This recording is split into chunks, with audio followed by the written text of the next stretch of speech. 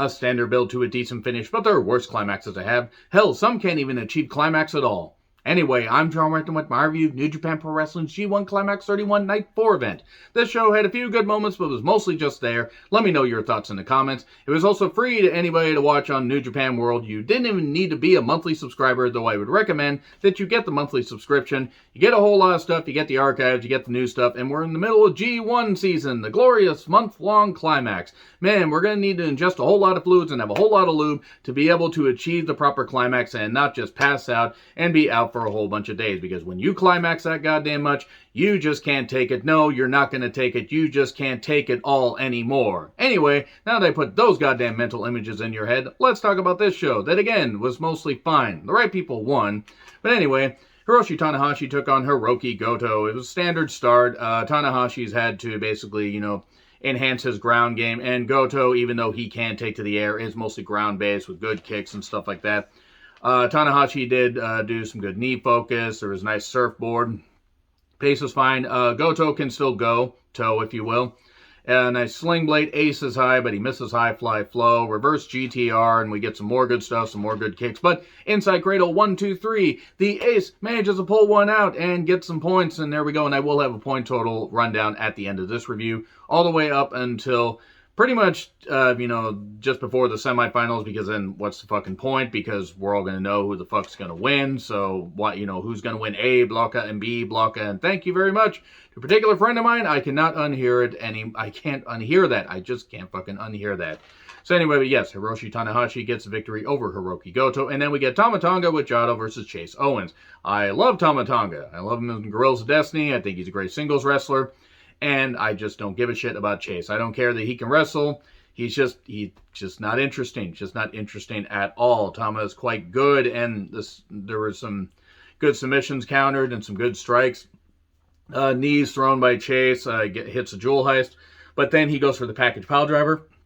Gun stun, beautiful counter. 1, 2, 3. Tama Tonga gets the victory, so he gets 2 points. Okay, good. We're running down here. We're getting the right people over, and then we get to Yoshihashi versus Jeff Cobb. This should have been 8 minutes max, and Jeff Cobb should have pretty much squashed him. Now, Yoshihashi is good in the ring. He's just not interesting. His bow staff's more interesting. I said that before. I just don't really care for the guy. I don't hate him. It's just the fact that he's been an ever openweight champion for over 400 days further proves that maybe those titles don't really mean all that much, which is just a shame, considering that Goto and Tomohiro Ishii are the other two champions. That being said, match was fine. Yoshihashi did hit and, targeted the knee of Jeff Cobb, but then Jeff Cobb took over with crazy agility. I met him about 3 years ago in an indie show, and actually met him at another one about a year and a half ago, just before the pandemic shut everything down in the state. Really nice guy. Great talent. So happy for his success. His strength, his ability, just the fact that he could hit that standing moonsault, he can do so much good stuff. Yoshihashi did hit a nice lariat and a destroyer. That was pretty well done. And then eventually, even with some counters, tore the islands 1, 2, 3, and Jeff Cobb picks up 2 more points. There we go. And then we get Sonata versus Taichi with Miho Abe. Miho, busting her hand on the apron or whatever. Fortunately, she's ambidextrous. That's going to get me in trouble. But anyway, which Taichi will we get? Motivated Taichi or lazy Taichi? Because you get one or the other. Sonata frustrates me because Sonata is so gifted, and he could be one of the top guys there. He really could. And he's got crazy ability.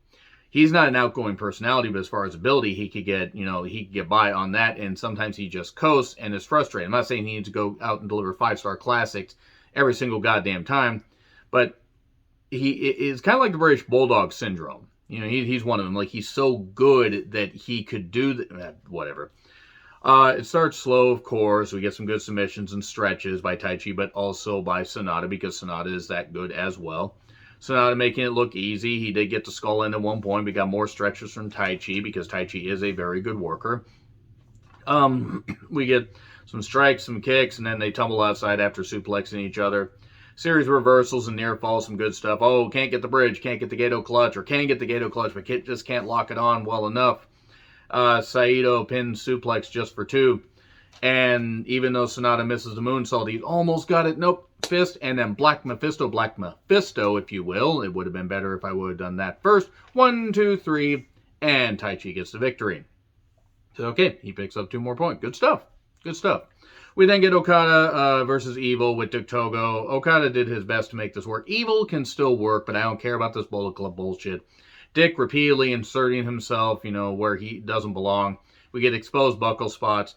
And eventually, we get a Rainmaker 1, 2, 3. That's all I really got to say about that. Okada wins because he's Okada, and he's just that goddamn good to even make a match with this version of Evil somewhat interesting. Point rundown. Hiroshi Tanahashi with 2. Okada with 4. Yoshihashi with 0. Hooray! Goto with 0.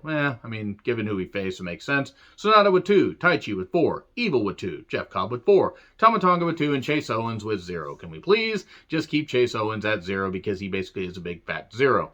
Anyway, let me know your thoughts in the comments. Like, share, subscribe. Twitter handle in the description. I'm John Retlin. I'll see you soon.